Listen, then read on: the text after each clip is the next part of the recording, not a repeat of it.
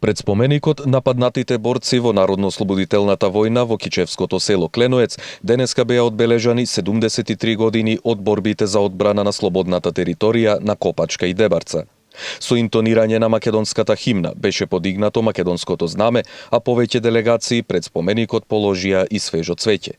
Пред присутните поздравен говор имаше Живко Сталески, председател на местната заедница на село Кленоец.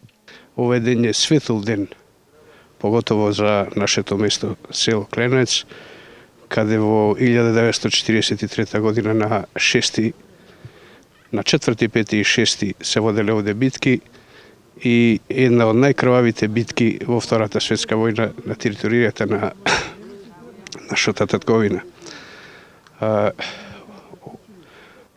Таа битка траела 3 дена и една од најхеројските битки кои биле водени на овие краишта. На свеченоста, освен местното население, присуствуваа представници од Сојузот на борци од Кичево, Охрид, Дебарца и Гевгелија, представници од локалните и државни институции, а со своја делегација и оваа година присуствуваше и председателот на Светскиот македонски конгрес Тодор Петров. Секоја година во нашата програма наоѓа место и посета на споменикот при Кленоец. Така да и од ваша страна секојаш сме поканети и доаѓаме, бидејќи